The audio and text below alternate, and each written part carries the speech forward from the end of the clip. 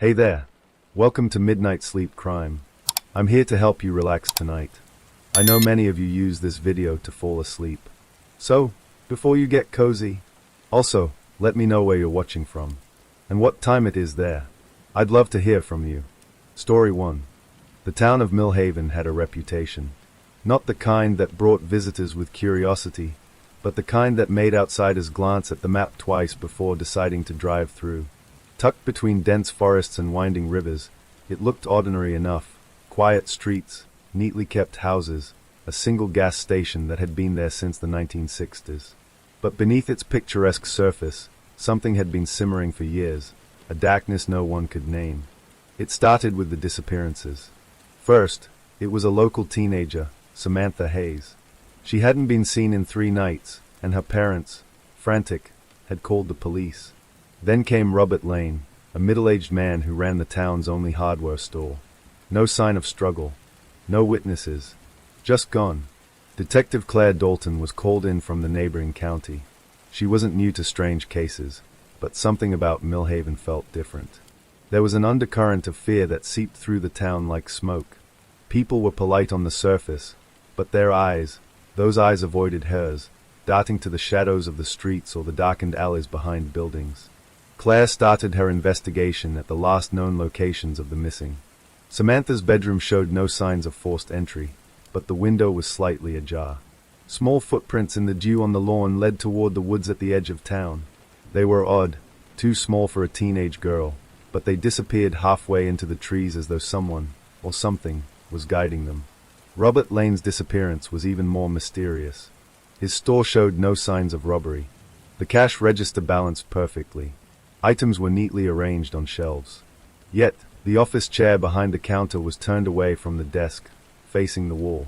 It was a tiny detail, but Claire noticed the unease it suggested. Someone, or something, had been there, and they had planned it meticulously. By the end of the week, 3 more residents vanished. Friends and families began whispering about a pattern, but the local police insisted it was just coincidence. It couldn't be a serial kidnapper, they said. The town was too small. Yet the proof was mounting. Each disappearance left behind the same tiny traces.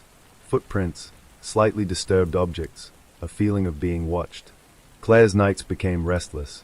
She stayed at a small motel on the outskirts of town, reviewing photos, maps, and notes. In the darkness, the wind through the pines sounded like whispers, carrying voices she couldn't place. And then, on her 3rd night, something happened. A knock at her motel door. No one was there. Only a small envelope, neatly folded, resting on the welcome mat. Inside was a single Polaroid photo.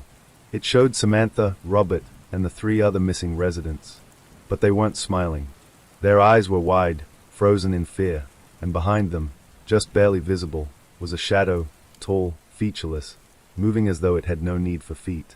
A chill ran down Claire's spine. This wasn't just a disappearance anymore. Someone, or something, was watching, orchestrating, and they wanted her to see. She didn't sleep that night. She didn't know it yet, but by morning, the first clue would emerge that would pull her into a darkness even the town of Millhaven had never faced, and it would begin with a single word scrawled on the back of the Polaroid. Look.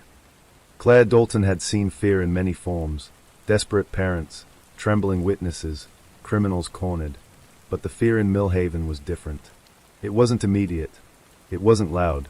It was subtle, creeping into your mind, whispering that something was off, something that shouldn't exist. The first night after she received the Polaroid, Claire stayed at the motel, unable to sleep. The walls were thin, and the wind outside rattled the window pane, making shadows dance across the room. She sat at the small wooden table, the Polaroid in her hands, staring at the word on the back. Look. Look at what? She traced the edges of the photo with her fingertips, each face frozen in terror, each shadow lurking behind them, impossibly tall, impossibly still. Claire had no answers, only questions. At around midnight, she decided to visit the places connected to the missing people. There wasn't much to go on yet, but instinct told her that staying confined in the motel was a mistake. She grabbed her coat, flashlight, and service pistol, sliding out into the damp night air. The town was eerily quiet. Street lights flickered in rhythm with the wind. Every corner seemed too dark, every alley too empty. Claire walked slowly, observing, listening. She started at Samantha Hayes' house. The yard was neat, flowers trimmed, lawn mowed, but the window where Samantha had last been seen was now shut. Her flashlight revealed no footprints leading toward the woods. None. Yet, as Claire scanned the ground, she noticed something small, almost imperceptible, a piece of fabric snagged on the hedge. She crouched and tugged at it gently. A small strip of Samantha's school uniform, torn. It led toward the woods, but there were no footprints following it. The forest edge seemed to breathe in the night air, shadows twisting between the trunks of the trees. Claire took a deep breath and stepped in. The ground was soft with pine needles and damp leaves. Every crackle under her boots made her heart jump. She remembered what she'd learned about predator behavior. Most hunters left signs, broken branches, disturbed foliage, but here, it was unnaturally precise. No random traces. No chaotic mess. Whoever, or whatever, was taking people was careful, deliberate. She followed the strip of fabric until it disappeared completely. The forest seemed endless, every tree looking the same, and the path she thought she was on seemed to loop back on itself. Panic started to edge in. That was when she heard it. The whisper. It was faint, almost inaudible over the wind, but it came from somewhere deeper in the woods. Claire. She froze. The name was unmistakable. Claire. Her flashlight flickered, and the air felt heavier, pressing in on her from all sides. She spun around. Nothing. The whisper came again, closer this time. Not a voice, not exactly. A vibration, a sound like it was coming from everywhere and nowhere. Claire, look. The hair on her neck stood on end. Her mind raced. Was it her imagination? The stress? The combination of darkness, silence, and fear. She gripped her flashlight tighter and called out, "Who's there?" Silence. Then, movement. From between two trees, something stepped out. A figure. Tall. Thin. Faceless. Its body seemed slightly translucent, blending with the shadows. It didn't walk, it glided. The ground beneath it remained untouched. Claire's instinct screamed at her to run, but she couldn't move. Her eyes locked onto the shadow. Then, almost imperceptibly, it raised one long, thin arm and pointed toward the deeper forest. She hesitated, her heart hammering. The rational part of her mind said to retreat, call for backup, wait for daylight. But the other part, the part that had put her in this line of work, demanded she follow. Slowly, cautiously, she stepped forward. The figure glided silently ahead, leading her deeper into the forest. Claire noticed something disturbing. The trees were now unnaturally spaced. Branches formed shapes like distorted faces, and shadows seemed to mimic her movements. Her flashlight flickered again, and she swore she saw figures, people, hidden among the trees, their eyes glowing faintly, watching. Suddenly, the figure stopped. Claire shined her flashlight, but it was gone. Instead, there was a small clearing, and in the center, a circle of stones. Within the circle were 5 more Polaroid photos pinned to stakes in the ground. Her stomach turned. Each photo was of one of the missing residents. Samantha, Robert, and the 3 others. Their faces frozen in fear, just like the one she had received. Then she noticed something worse. The photos weren't stationary. Subtle movements. A flicker of blinking eyes, a twitch of the mouth. She recoiled. This wasn't normal. This wasn't human. A sudden rustling from the trees made her spin. A shadow darted behind a trunk, disappearing instantly. She turned back to the circle. One photo had shifted. The face was now looking directly at her, a silent scream etched into it. Claire's pulse raced. She felt trapped, as though the forest itself were a living entity, watching her, judging her every move. She remembered the word from the Polaroid, look. Her instincts screamed, don't. Don't look. Don't engage. But the investigative part of her mind, the part that refused to ignore evidence, forced her closer. She stepped into the circle. Her boots brushed the moss-covered stones. The air grew colder, her breath visible in the beam of her flashlight. She felt eyes. Everywhere. Behind her, above her, beneath her. Suddenly, the ground beneath her trembled slightly. Not violently, but enough to make her stumble. She looked down. The circle of stones was moving, or more accurately, the images pinned within it were rearranging themselves. Faces twisted subtly, shadows stretching unnaturally. Claire stumbled back, and then she heard it, a voice. Not from the photos. Not from the forest. It came from inside her head. "Why do you come here, Claire? Why do you watch?" Her flashlight dropped slightly.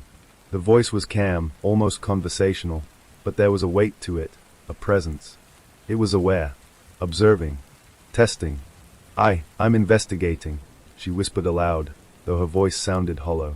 "Investigating," it repeated. "And yet you don't know. You cannot understand." A cold wind swept the clearing. The photos lifted slightly from their stakes, spinning like leaves in a storm. The faces distorted. Their mouths opened in silent screams that echoed inside her skull. Claire gritted her teeth. Her training had never prepared her for this. No hostage negotiation, no crime scene analysis, no psychological profiling. This was something else, something beyond human comprehension. She took a step back, almost tripping over the moss-covered stones. And then she saw movement at the edge of the clearing, more shadows, darker than the night, slithering between the trees, forming shapes that almost, but not quite, resembled people. The voice in her head spoke again. Every night, they come. Every night, they wait. And every night, someone looks and stays. Her breath caught. The implication was clear. This was a cycle. The missing weren't gone. They were trapped. Somewhere. Watching, waiting, part of something she couldn't yet understand. The shadows began to move closer. Not aggressively. Not yet. But the sense of inevitability pressed in. Claire had a choice. Run now, or follow. Step back, or step forward. She could feel the forest bending around her, guiding her. Not physically, but mentally. Manipulating her perception. Testing her resolve. Her hand instinctively went to her service pistol. The metal felt cold. She took a deep breath. "No," she whispered. She stepped forward into the circle again. The shadows shifted. The photos trembled. The air thickened.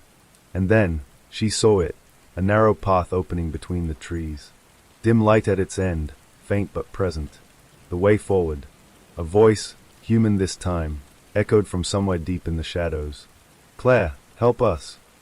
She nodded. No hesitation this time. She didn't know who the voice belonged to, but instinct told her it was someone alive. Or trapped. Or both. She stepped onto the path. The shadows recoiled slightly, then followed silently, stretching long limbs through the darkness. The forest seemed alive, pulsating, and every step she took felt heavier than the last. By the time Claire reached the first bend in the path, she realized she wasn't just following someone. She was entering the heart of Millhaven's secret, a place no one returned from without knowing the truth. And deep down, Claire knew this. The first night was only the beginning. Whatever waited at the end of this path, it wasn't just a person or a crime. It was something far older, far darker, far more calculating. And it had been waiting for someone like her. Somewhere ahead, a presence watched, and it whispered just one word into the darkness. Look. Claire Dalton had never felt so completely watched in her life. The path through Millhaven's edge forest had narrowed, funneling her between gnarled trees and low-hanging branches that clawed at her coat. The dim light ahead flickered like a dying candle, giving her the sense that the forest itself was breathing, pulsating, alive. She gripped her flashlight tighter, and though the pistol at her side was comforting, she knew it was meaningless against whatever force lurked here. A whisper slid through the air, a voice so faint she could barely hear it over her own heartbeat. "Claire!" She froze. It was human, fragile, familiar, but distorted, stretched over an invisible veil of space. Help. Her mind raced. Could it be one of the missing? The voice was so thin, so urgent, it made her stomach churn. She had read about auditory hallucinations, the kind induced by extreme stress. But this was too deliberate. Too precise. Claire whispered back, almost involuntarily, "I'm coming." She followed the voice through a narrow gap between two massive oaks. The light grew slightly brighter as she entered a small clearing, overgrown with weeds and twisted vines. And then she saw it, the house. It wasn't on any map, and it certainly didn't appear on satellite imagery. The structure was ancient, its brickwork crumbling, paint peeled in long strips, windows like hollow eyes staring into the forest. The front door, blackened by age and rot, was slightly ajar. The voices grew louder the moment she stepped closer, more distinct. Not just one, but many. Soft murmurs overlapping, murmuring names, repeating cries, broken words, laughter, sobs. The forest was alive with sound, yet it came from within the house. Claire hesitated at the threshold. Her instincts screamed to run, but the thought of leaving someone behind, someone still alive, kept her rooted in place. She stepped inside. The air was thick, musty, and cold. Dust swirled in the beam of her flashlight, and the floor creaked under her weight. She scanned the room, broken furniture, faded wallpaper, and, most unnerving, scratches along the walls. Not just random marks, but faint patterns, almost like symbols, etched in a childlike but deliberate hand. Then she heard it again, a whisper, clearer this time. "Help us!" Her pulse quickened. The voice seemed to move along the walls themselves, rising, dipping, echoing in corners where there should have been silence. Claire approached the staircase leading to the second floor, the murmurs growing stronger. Every step she took echoed unnaturally, and then she saw the first anomaly, a door at the end of the hall, slightly off its hinges, where no door should exist. The whispers concentrated there, like a beacon, drawing her in. She reached for the doorknob. The wood was ice cold. Inside, the room was empty, save for a single object in the center, an old-fashioned rotary telephone, its receiver dangling loosely, the cord coiled around a small desk. The voices were louder now, overlapping, chaotic yet insistent. Claire picked up the receiver. Silence. Then, a faint click, followed by the sound of breathing. Not her own, but someone else's. It was shallow, ragged, deliberate. "Claire!" Her stomach dropped. She gripped the receiver tighter. "You shouldn't be here. But I have to help." Claire whispered into the phone, her voice trembling. "They're listening, always listening." And then came the first scream, a high-pitched, desperate cry that seemed to come from the walls themselves. Claire staggered back, dropping the receiver. The sound reverberated, bouncing off the ceiling and floor, twisting in impossible directions. She could almost see it, an invisible pressure, vibrating the air like an unseen hand striking the house repeatedly. The walls themselves seemed to shift, subtly, almost imperceptibly, as if breathing in sync with the voices. And then she saw it, faint shapes within the plaster, shadowy outlines of faces pressed against the surface, mouths open, eyes wide with terror. She stumbled backward. Her mind raced. What kind of structure was this? What kind of force could trap people, images, souls, echoes, within the very walls of a house? "I can't escape, they won't." The voice of a child now. Squeaky, terrified. She could see it too, not fully, but the impression, the shadow of someone trapped. It shifted, growing more distinct for a heartbeat, then disappearing again. Claire realized something terrifying. These weren't hallucinations. These were remnants. People, or parts of them, trapped. Their consciousness bound to the structure itself. She had to act, but she didn't know how. Suddenly, the rotary phone rang. The sound cut through the murmurs like a knife. Claire jumped, heart hammering. She picked up the receiver. "Why are you here?" The voice, this time male, was calm. Calculated. Not afraid. Not desperate. "I'm trying to help," she said, her voice trembling. "You can't help. You're like them, fragile, fleeting. You will become another voice in the walls." The room trembled subtly, and the whispering grew into a cacophony of sound. The walls appeared to pulse, each heartbeat resonating through the floorboards and into Claire's chest. Dust rose from cracks in the plaster, and the faint shapes of trapped figures became more numerous, pressing closer to her. She backed toward the door, but the hallway stretched impossibly long. The exit seemed farther away with every step. "No," she whispered. "I'm not like them." "You will be," the voice replied, "if you linger." And then she saw it, a small opening, a hidden passageway revealed where the wallpaper peeled completely away. It was narrow, barely wide enough for her to squeeze through, but she didn't hesitate. The voices reached a fever pitch behind her, screaming names, repeating pleas, echoing in tones that were not entirely human. As she crawled into the passage, she realized the walls themselves had texture, cold, damp, and pulsing, like the structure was alive. Shadows moved beneath the surface, forming shapes of bodies she had recognized from the missing persons files. Samantha Hayes, Robert Lane, and the others. Their faces twisted in fear and pain. Their voices now joined the chorus that pursued her. She stumbled forward, hands scraping against the rough stone. The tunnel bent, darkened, then opened into a larger chamber. The ceiling was impossibly high, vanishing into darkness. The floor was uneven, littered with debris, broken furniture, photographs, letters, personal items from the missing, all coated in dust. And at the center of the chamber, a single light flickered weakly, illuminating a pedestal. On it lay an old journal, yellowed and brittle with age. Claire approached cautiously, the whispers from the walls converging around the light. The journal opened almost on its own. Inside were entries from decades ago, accounts of disappearances, strange events, and cryptic warnings. The handwriting was elegant, deliberate, yet increasingly frantic in later pages.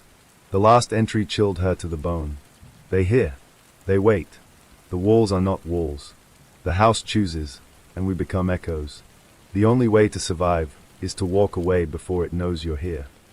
Claire's flashlight flickered, shadows dancing wildly against the chamber walls. The whispers had become nearly deafening, pressing into her mind. She realized that the house itself wasn't just a building, it was sentient. It had absorbed the fear, the despair, the very essence of the people it had claimed. And now, it was testing her. Somewhere deep within, a single thought crystallized. She had to find a way out before she too became one of the voices in the walls.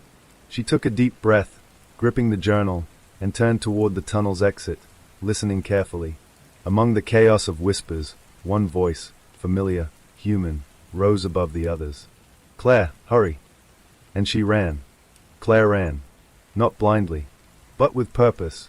The tunnel behind her pulsed with sound. Voices layered over voices. Screams folding into whispers. The house was aware now. It knew she had seen too much. Her boots pounded against the uneven ground as she pushed forward, clutching the journal tightly against her chest. Every instinct told her to get out, get back into the open air, into something real. But the tunnel didn't lead out. It curved. Downward. Deeper. Claire slowed. Her breath came in short bursts. "This isn't right," she muttered. The journal. She flipped it open as she moved, skimming the final pages again. The last line echoed in her mind. "The only way to survive is to walk away before it knows you're here." Too late. It already knew. The tunnel narrowed further, forcing her to turn sideways. The walls were damp now, slick with something that wasn't just moisture. Her fingers brushed the surface. It twitched. Claire jerked her hand back. "Not walls," she whispered. The realization made her stomach turn. The passage suddenly opened. She stumbled forward into a new space. And froze. A basement. But not like any basement she had ever seen. It stretched far wider than the house above should have allowed. The ceiling was low, supported by thick wooden beams that looked older than the town itself. The air was cold, heavy, filled with a faint metallic scent. Blood. Old. Dry. Claire raised her flashlight slowly, and saw the markings. Symbols carved into every surface. Floor. Walls. Beams. Not random. Not chaotic. Intentional. Repeating patterns. Circles. Lines. Figures that looked almost human, but not quite. She stepped forward carefully. The whispers followed. Quieter now. Watching. Waiting. At the center of the basement, there was something else. A large wooden hatch embedded in the floor. Different from the rest. Cleaner. Newer. Claire's pulse quickened. This didn't belong to the house. This was added. Someone else had been here. Recently. She approached slowly. Each step echoed unnaturally loud. The whispers shifted, becoming uneasy, like even they feared what lay beneath. Claire crouched beside the hatch, ran her fingers along the edge. There. A handle. Metal. Cold. She hesitated. Every instinct screamed at her to stop. But this was evidence. The first real, physical sign that something human had interacted with whatever this place was. She gripped the handle. And pulled. The hatch creaked open slowly. A long, low groan echoing through the basement. The whispers stopped. Completely. Silence. Absolute. Claire leaned forward, shining her flashlight into the darkness below. Stairs. Leading down. Even deeper. Oh, of course, she muttered. She took a breath, then began to descend. Each step felt heavier than the last. The air grew colder, thicker, harder to breathe. Halfway down, she noticed something on the walls. Not symbols. Scratches. Dozens. Hundreds. Deep gouges carved into the wood. Like someone had tried, desperately, to climb back up. Claire's grip tightened on the flashlight. Someone was trapped down here, she whispered. Or many. At the bottom of the stairs. The space opened again. Another chamber. But this one was different. Cleaner. Organized. Human. There were tables. Equipment. Files stacked in neat piles. And on the far wall, photographs. Dozens of them. Claire stepped closer. Her breath caught. Every missing person. Samantha Hayes. Robert Lane. The others. All documented. Watched. Tracked. But it didn't stop there. There were older photos too. Decades old. Different faces. Different times. Same expressions. Fear. And behind each one, the same shadow. Claire's mind raced. This isn't random. It never was. Someone had been studying this. Studying the house. Studying the disappearances. For years. She turned toward the nearest table. Files. Detailed notes. Dates. Patterns. Behavioral observations.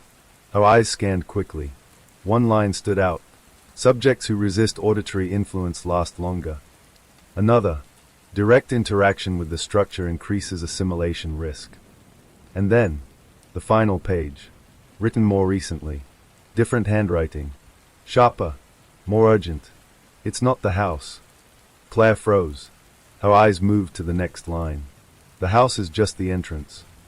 A cold wave passed through her. She turned slowly, looking back toward the stairs, toward the basement above, toward the forest. If this is just the entrance. Her voice barely audible. Then what's the rest? A sound answered her. Soft. Behind her. A footstep. Claire spun around. Flashlight raised. Nothing. Then, another step. Closer. From the darkness beyond the chamber, a figure emerged. Human. Barely. Thin. Pale. Eyes sunken. But alive. Claire's heart jumped. Wait, she said quickly. I'm here to help. The figure tilted its head. Slowly. Unnaturally. Too late, it whispered. The voice cracked. Dry. Broken. They always come this far. A step closer, but they never leave. Claire swallowed hard. Who are you? A pause. The figure blinked slowly, like it was remembering how. I was like you. The lights flickered. The walls trembled faintly. Claire's grip tightened. What happens next? The figure smiled. Weak. Faded. You find out. Another step forward. What's beneath this? A low rumble echoed through the chamber. Deep. Ancient. Coming from below. Claire's blood ran cold. There was something else. Even deeper than this. Waiting. The figure turned its head slightly. Listening. Then whispered. It knows you're here now. The rumble grew louder. The floor vibrating beneath her feet. And for the first time, Claire realized something terrifying. The house wasn't trapping her. It was guiding her. Down. The rumble didn't stop. It grew. Low at first. Then deeper. Like something vast was shifting beneath the earth. Claire stood frozen in the chamber, the vibration crawling up through her boots, into her bones, into her chest. The air had changed again, thicker now, heavier, like the space itself was resisting her presence. The figure in front of her, whatever remained of the man, didn't react with panic. He expected it. You hear it now, he whispered. Claire nodded slowly. What is that? The man's hollow eyes flicked toward the floor. That's what's left. A chill spread through her. Left of what? He didn't answer. Instead, he stepped aside and pointed toward the far end of the chamber. Claire followed his gesture. At first, she saw nothing, just darkness. Then, her flashlight caught something. A crack, thin, running along the floor. Faint light pulsing from beneath it. Not white, not warm. Something else. Something alive. Claire stepped closer. Each step felt wrong, like walking toward something she shouldn't even be able to perceive. The crack widened slightly as she approached. Not physically, but perceptually, as if her mind was adjusting, allowing her to see more. And then, she heard it. Not the rumble. Something deeper. A sound beneath sound. A rhythm. Slow. Deliberate. Like a heartbeat. But far too large. Claire's breath hitched. "This isn't just a place," she said quietly. The man behind her gave a faint, broken laugh. "No. It's feeding." The word hung in the air. Heavy. Wrong. Claire crouched near the crack. Her flashlight flickered. Then steadied. She leaned closer. And looked down. At first, there was only darkness. Endless. Depthless. Then, movement. Slow. Massive. Something shifting far below. Too large to comprehend fully. Her vision blurred slightly. Like her mind was rejecting what it was seeing. But she forced herself to focus. And then, she understood. Not completely. But enough.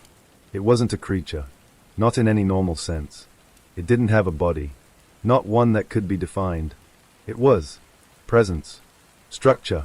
Something that existed across layers. Using this place. This house.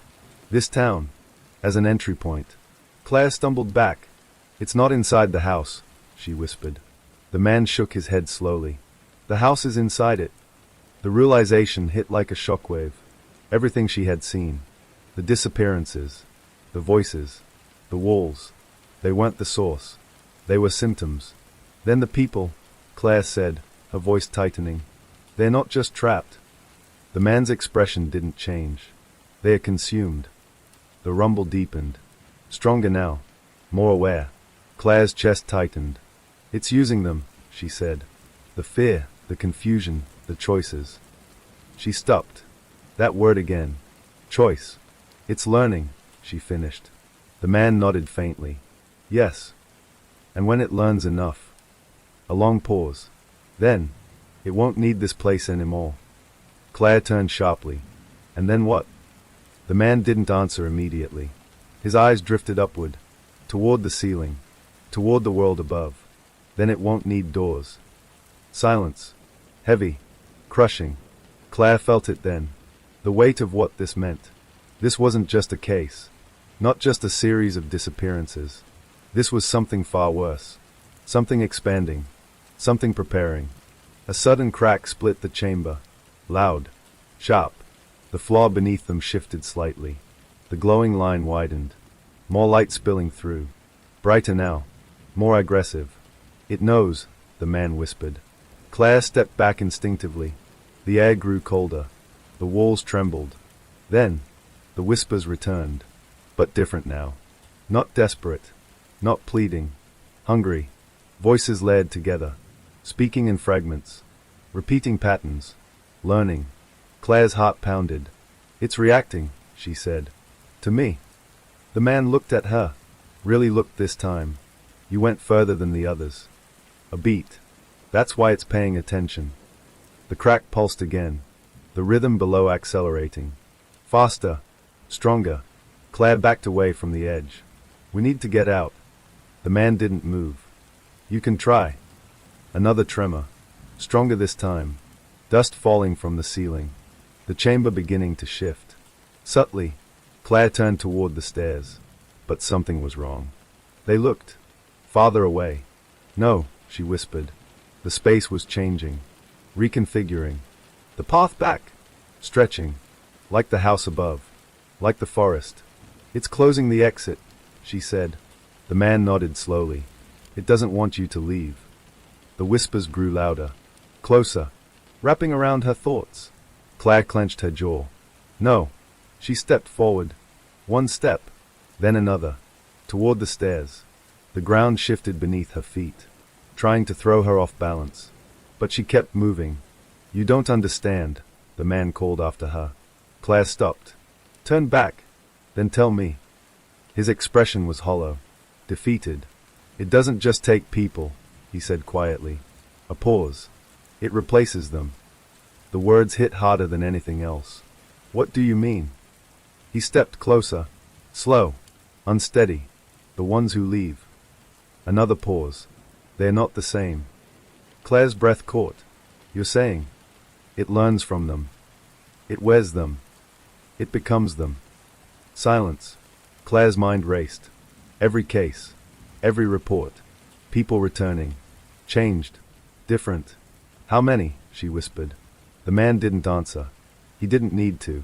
The rumble below surged violently. The crack split wider. Light flooding the chamber. Blinding. And from that light, something moved. Rising. Not fully. Not yet. But enough. Enough to be seen. Claire staggered back. Her mind screaming. Rejecting. Trying to process. But one thought cut through everything. Clear. Sharp. This isn't contained. The thing beneath wasn't trapped. It was growing. The light from below surged. Blinding. Hungry. Alive. Claire turned and ran. No hesitation this time. No questions. Only instinct. Get out. Now. The chamber trembled violently behind her as she sprinted toward the stairs. The ground shifted, trying to pull her off balance, the glowing crack widening further with each passing second. That thing beneath, the presence, it was rising. Not fully, but enough. She grabbed the stair rail and pulled herself upward, taking the steps two at a time. The air grew thinner, colder, like the basement itself didn't want to let her go. Behind her, a sound. Not a roar. Not a scream. Something worse. A deep, layered noise. Like thousands of voices speaking at once. Learning. Repeating. Adapting. Claire pushed harder. Her lungs burned. Her legs screamed. But she didn't stop. She reached the top of the stairs and slammed the hatch shut behind her. The moment it closed. Silence. Instant. Unnatural. Claire stood there, chest heaving, staring at the hatch. Waiting for it to burst open. Waiting for something. Anything. But nothing came. Slowly. Carefully. She stepped back. The chamber above felt different now. Still wrong. But quieter. Watching. The man. Claire turned. He was gone. No sound. No movement. Just. Gone. Her stomach twisted. Of course, she muttered. No one stayed down there. Not for long. She grabbed the files from the table, whatever she could carry, and moved toward the tunnel leading back. This time, the passage didn't resist. It didn't stretch. Didn't change. It let her leave. That terrified her more than anything. The crawl back felt shorter. Too short. Like the house wanted her gone now. By the time she reached the upper level, the whispers had stopped. Completely. The house was silent. Claire stepped into the hallway. The same broken walls. The same peeling paint. But now, it felt empty. Not abandoned. Vacated. She didn't stop. Didn't look back. She pushed through the front door. And stepped outside. Cold air hit her face. Fresh. Real. For a moment, she just stood there. Breathing. Letting her body catch up to what her mind had already accepted. Then, she looked up. And froze. The town wasn't asleep. It was awake. Every house, every window, every streetlight, and in each one, people, standing, watching. Claire's chest tightened.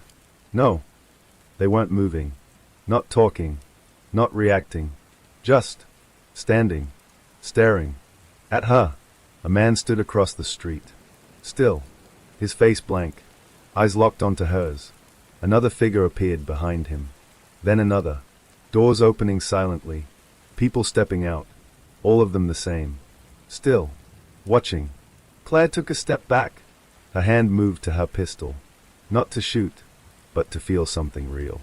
This isn't possible, she whispered. But she knew. It was. They return, she said quietly. The man's words echoing in her mind. The ones who leave, they are not the same. One of the figures stepped forward. Slow. Deliberate. Claire raised her flashlight. The beam hit his face. And her breath caught. Robert Lane, the hardware store owner. Missing for days. Standing right in front of her. Mr. Lane, she said cautiously.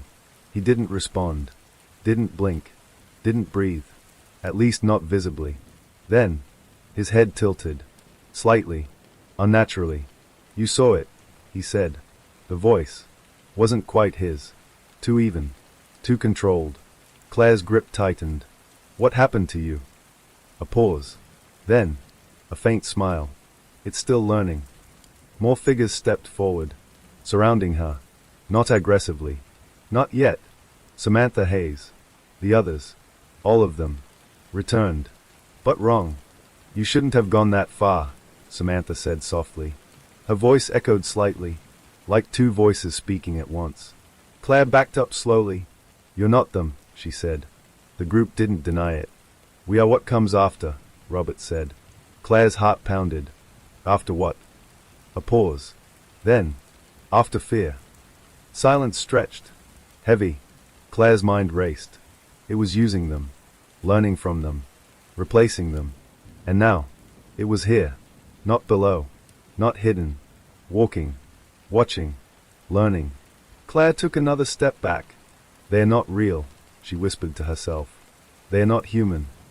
They were, Samantha said. A step closer, and you will be too. The streetlights flickered. The air shifted. That same pressure. From below. Now above. Claire realized something in that moment. Something far worse than the basement. It didn't need the house anymore. It had already started. The town wasn't asleep. It was changing. And she was standing. Right in the middle of it. Claire didn't run. Not immediately. Because something inside her, something deeper than instinct, told her that running now would be exactly what it wanted. The figures stood in a loose circle around her. Not rushing. Not attacking. Observing. Learning. Every blink. Every breath. Every flicker of fear. Robert Lane stepped closer. His movements were too smooth. Too precise. Like someone mimicking human motion. But not quite understanding the imperfections. You're afraid, he said. Claire said nothing. Her mind was racing. Not for escape. For pattern. For weakness. Good, Samantha added softly. Fear helps us understand you. Claire exhaled slowly. Forced her heartbeat down. Forced her thoughts into alignment. You don't understand anything, she said. A risk. A deliberate one. The group paused. Subtle. But noticeable. You copy, Claire continued. You observe. But you don't understand. The air shifted. A ripple. Like something beneath their skin. Reacting. Robert tilted his head again. Explain. Claire stepped forward this time, closing the distance, turning the dynamic. Fear isn't data, she said. It's unpredictable. It changes people. A beat. And so does choice. Silence. Longer this time. Claire saw it. A delay. A gap in response. They didn't know how to process that. That was the weakness. You think you're becoming us, Claire said. But you're just repeating what you've seen. The group shifted slightly. Closer now. Tighter. But you can't create anything new. Another pause. Longer. More unstable. The streetlights flickered harder. The air pulsing faintly. Robert spoke again. But slower. We are improving. Claire shook her head. No. You're stuck. She gestured around them. At the same point. The same reactions. The same patterns. Her voice hardened. That's not evolution. That's a loop. The reaction was immediate. The group froze. Completely. Like something had just interrupted their process. Claire's pulse spiked. She had hit something. Loops break, she said quietly. And when they do, she stepped back slowly. Everything inside them collapses. For a moment, nothing happened. Then, the first glitch. Samantha's face twitched. Just slightly. Her expression flickering. Like a signal breaking. Robert's arm jerked. Not smoothly this time. Abrupt. Uncontrolled. The others followed. Small breaks. Small inconsistencies. Claire didn't wait. She turned. And ran. This time, they reacted. The entire group surged forward at once. Not walking. Not running. Moving in a way that ignored normal motion. Closing distance too quickly. Claire sprinted down the street. Her boots pounding against asphalt. Her breath sharp. Controlled. Focused. She didn't look back. Didn't need to. She could feel them. Right behind her, the town blurred as she ran. Houses passing, windows filled with more figures. Watching, always watching. Every direction, blocked. Every street, leading deeper. No, she muttered. They are hurting me. Just like the house, just like the forest. Always guiding, never chasing blindly. Claire slowed slightly, her mind shifting gears. Running wouldn't work. It never had. She needed to break the pattern again. She stopped, suddenly, turned. The figures rushed toward her, then halted instantly. Too precisely, too perfectly, waiting. Claire raised her hands slowly, not in surrender, in control. You don't want me to leave, she said. No response. You need me. A ripple moved through them, subtle, but real. Claire stepped forward, toward them, because I went further. Another ripple, stronger. I saw what's beneath, she continued. And you didn't. The silence stretched, heavy, unstable. You're not finished, she said. You're just early versions. Robert stepped forward again, slower this time, less certain. We are complete. Claire shook her head. No, you're still learning. And that means... She leaned in slightly. You can still fail. The street lights flickered violently. The air pressure surged. That presence, from below, reacting again. This time, not calm, not controlled, agitated. Claire felt it, through the ground, through the air, through them. It didn't like this. You don't control it, Claire said, looking at them. You're just part of it. The words hit harder than anything else. The entire group froze again. But this time, not stable. Fragments, small breaks in posture, in movement, in synchronization. Claire saw her chance. They're not you anymore, she said. They're just tools. A crack, not in the ground, in them. Samantha stepped back, just one step. Robert's head snapped slightly to the side, like conflicting signals. The loop was breaking. Claire didn't hesitate. She turned, and ran again. This time, they didn't follow immediately. There was a delay, a hesitation, and that hesitation was everything. Claire sprinted toward the edge of town, toward the road, toward anything that wasn't this place. But deep down, she already knew. There was no edge. Because the moment she looked back, even just for a second, she saw it, far behind her, rising above the town. Not fully visible, but there, watching, growing. And she understood something final, something irreversible. This wasn't about escaping anymore. It was about stopping it, before it finished becoming everything. Claire didn't stop running until the town fell silent behind her. Not the unnatural silence, but distance. The kind that comes when something is no longer directly watching, or at least, not only watching you. She slowed near the outskirts, bending forward, hands on her knees, forcing her breathing to steady. The road stretched ahead into darkness, leading away from Millhaven. For a moment, just one moment, she considered leaving, getting in her car, driving, never coming back. But the thought died quickly, because she knew it wouldn't end here. Whatever this was, it wasn't contained. It was learning how not to be. Claire straightened. Her grip tightened on the journal she had taken from below. If there's a beginning, she whispered to herself, there's a way to stop it. And beginnings always leave traces. She turned back toward the town, not toward the streets, not toward the houses, toward the oldest part of Millhaven. The place no one talked about. The church. It sat on a hill just beyond the residential blocks, partially hidden by overgrown trees and rusted fencing. Claire had passed it when she first arrived, barely noticing it. But now it stood out, because it felt like the kind of place where something would begin. The doors were unlocked. Of course they were. Inside, the air was thick with dust and age. Wooden pews stretched in rows, their surfaces worn smooth by decades, maybe centuries, of use. The stained glass windows were cracked, faded, their colors barely visible in the weak moonlight.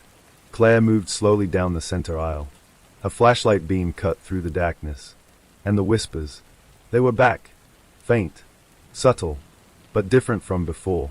These weren't desperate. They were old. She reached the altar. Behind it, a door. Small. Almost hidden.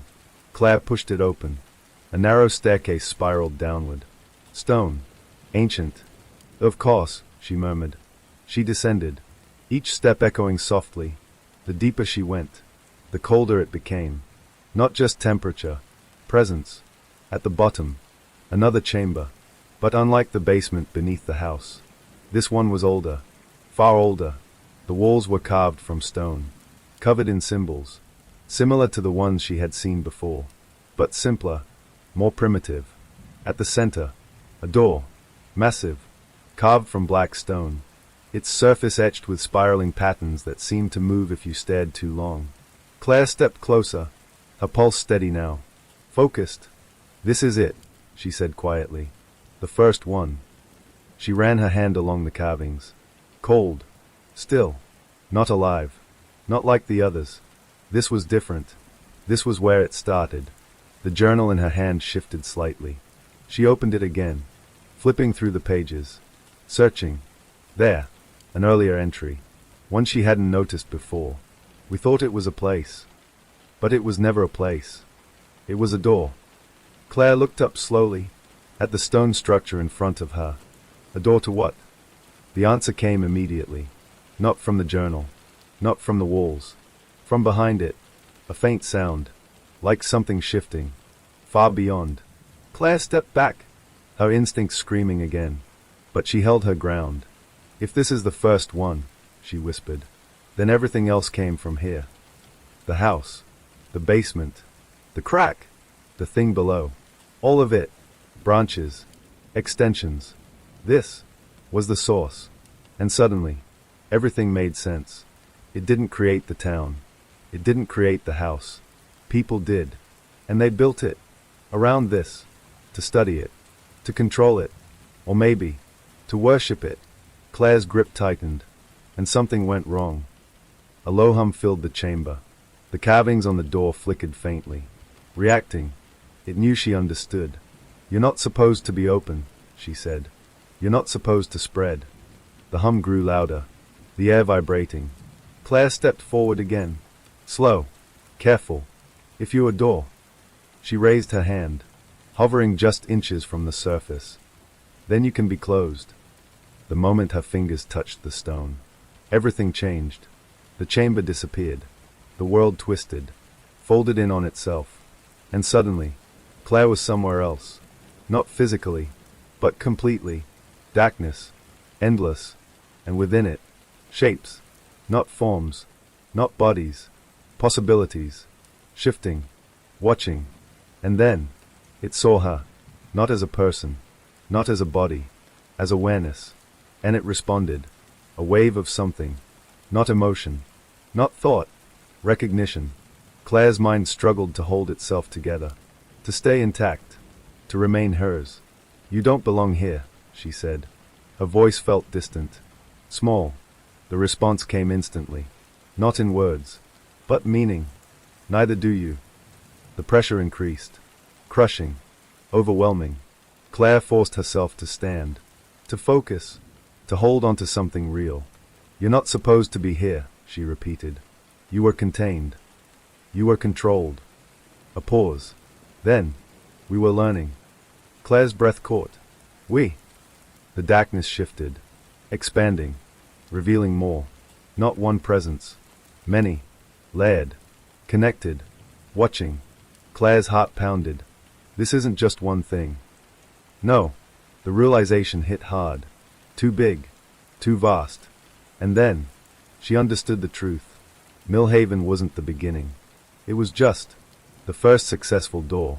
And now, they were opening more. Claire staggered, her mind cracking under the weight of it. "No," she whispered. "You don't get to spread." The darkness pulsed. "You opened it." Claire froze. "What?"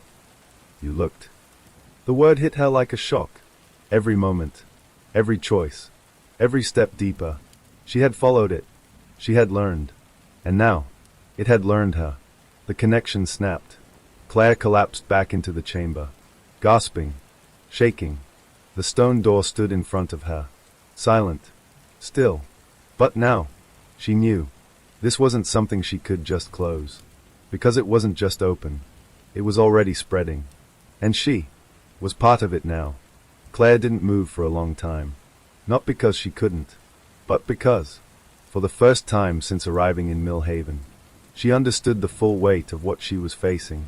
It wasn't a creature. It wasn't even a single entity.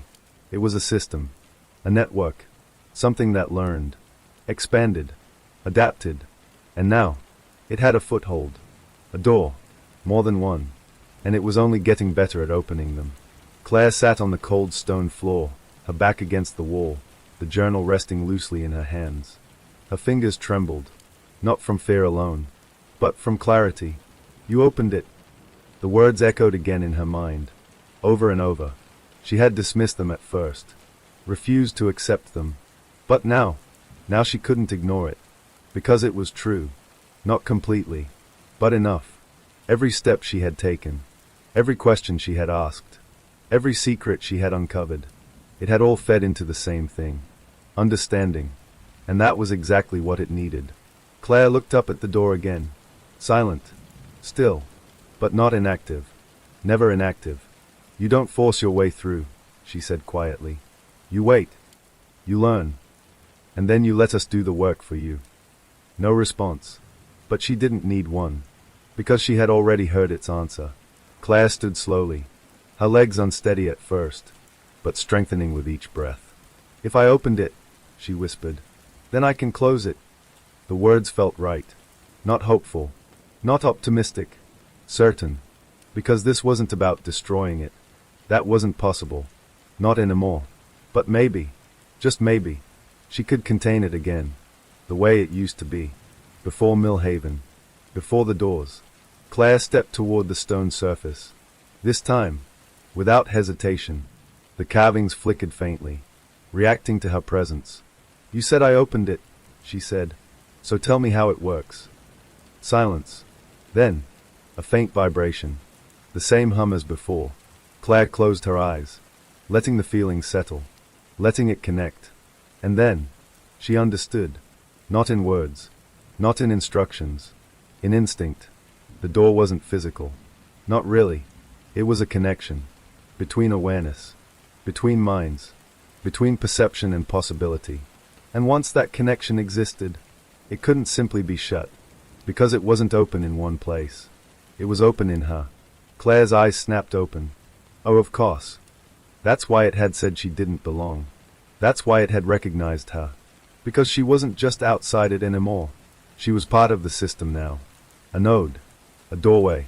Her chest tightened. Her breath catching. No, she whispered. But the truth didn't change. She had crossed the threshold. And now, she carried it with her. Which meant, even if she destroyed this door, even if she sealed this place, it wouldn't matter. Because it could still spread. Through her. Claire staggered back. Her mind racing. Searching for something. Anything. That could stop this. There has to be a way, she muttered. There has to be. And then, she remembered something. The loop. The flaw she had exposed earlier. The thing they couldn't handle. Unpredictability. Choice. Not observation. Not imitation. Creation. Claire froze. Her thoughts locking into place. That's it. If it learned by observing. If it spread by understanding. Then the only way to stop it was to break the pattern completely. Do something it couldn't predict. Couldn't process. Something that didn't follow logic. Didn't follow survival. Claire's gaze dropped to the journal in her hand. Then back to the door. And slowly, a terrible realization formed. It's not about closing the door. Her voice barely audible now. It's about removing the connection. A long silence followed. Because she knew what that meant. She didn't want to say it. Didn't want to accept it. But there was no other option. If I'm the doorway. Her grip tightened. Her knuckles white. Then I have to be the one that closes. The chamber seemed to react. The air tightening. The carvings pulsing faintly. Not stopping her. Not encouraging her. Just observing. Learning. Claire took a slow breath. Steady. Controlled. This is what you didn't account for, she said. Her voice stronger now. You think everything follows patterns. You think everything wants to survive. She stepped closer to the door, right up to its surface. But you don't understand choice. Her hand pressed flat against the stone. And you don't understand sacrifice. The hum intensified, the presence stirring again. This time, it felt different. Alert. Concerned. Good. Claire closed her eyes. I'm not your doorway anymore. And then, she made her choice. Not hesitation. Not doubt. Just action. The connection surged. The darkness rushing in again. Trying to expand. To anchor. But Claire didn't resist. She let it take hold. Just for a moment. And then, she did something it couldn't understand. She let go. Not physically. Mentally. Completely. Of fear. Of identity. Of self. The connection collapsed. Not gradually. Instantly. Like a bridge disappearing mid-crossing. The presence recoiled. Violently. The chamber shook. The carvings shattered. The door cracked. Splitting down the center. Claire felt herself falling. Not backward. Inward. Everything dissolving. Everything ending. And for a brief moment, there was silence. True silence. Then, darkness. Silence. Not the unnatural silence Claire had felt before. Not the heavy, watching stillness that pressed against her skin and whispered from the walls. This silence was different. It was empty. Completely empty. Morning light stretched across Millhaven. Soft. Golden. Normal. Birds chirped. Wind moved gently through the trees. A dog backed somewhere in the distance. Life. Real life. The town looked untouched. No broken windows. No frozen figures. No signs of the impossible. If someone had driven through at that moment, they would have seen nothing wrong. Nothing unusual. Nothing to suggest that anything had ever happened. Except, for one thing, Claire's car still sat at the edge of town, parked crookedly on the side of the road. Driver's door slightly open. Inside, her bag, her notes, the empty space where the journal used to be. But no Claire. 2 hours later, a police cruiser rolled slowly into Millhaven. Dust trailing behind it. Sheriff Daniel Reeves stepped out. Mid-40s. Calm. Experienced. He had been called in after a report of an abandoned vehicle. No driver. No sign of where they had gone. At first, he expected something simple. A breakdown. A missing person. But the moment he stepped into the town, something felt off. Not wrong. Not dangerous. Just unsettling. Like walking into a room where a conversation had just ended. And no one would tell you what it was about. Reeves moved through the streets slowly. Observing. Taking mental notes. People waved. Smiled. Acted normal. Too normal. He stopped near the center of town. Stepped out of the car again. Watched. Listened. Everything looked right. Everything sounded right. But something was missing. He couldn't explain it. Couldn't define it. But it lingered. Like a word on the tip of his tongue. Reeves shook it off. Pulled out his notebook. Started asking questions. Anyone seen this car before? A few people glanced at it. Shrugged. No, one of them said. Must have just shown up. Reeves frowned slightly. That's odd. But they didn't seem concerned. Not curious. Just indifferent. He moved on. The church was next. Something about it drew his attention. Not obviously. Not strongly. Just enough. The doors creaked as he stepped inside. Dust floated in the light. Everything exactly as it should be. Except the door behind the altar. Slightly open. Reeves approached slowly. Instinct sharpening. He pushed it wider. Looked down the staircase. Hello. No response. He descended carefully. Hand resting near his holster. The air grew colder. Heavier. At the bottom. He stopped. The chamber was there. Stone walls. Ancient carvings. But the door was gone. In its place, a fractured wall. Cracked. Broken. Like something had been there. And wasn't anymore. Reeves stepped closer. Examined the stone. Ran his fingers along the surface. Cold. Ordinary. Nothing unusual. And yet, he felt it again. That same sensation. Something missing. What the hell happened here? He muttered. No answer. He turned to leave. and paused. For just a second, he thought he heard something. A whisper. Faint. Close. Reeves froze. Looked back at the wall. Nothing. Silence. He shook his head. Just the wind. And walked away. By the time he returned to the surface, the feeling had faded. The town felt normal again.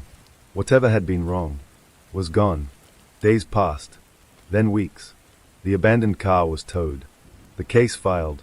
Eventually forgotten. Millhaven continued on. Quiet. Unremarkable. Just another small town.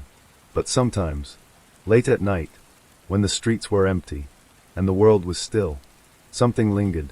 Not watching. Not waiting. Just present. A memory of something that had almost happened. Or maybe, something that still could. Far away. Beyond the town. Beyond the roads. Beyond anything people would ever notice. A single thought stirred. Not complete. Not aware. But not gone. Because doors, once opened, are never truly closed. They just wait. And somewhere, deep in the quiet spaces between thoughts, a voice, faint and distant, whispered, "We remember you."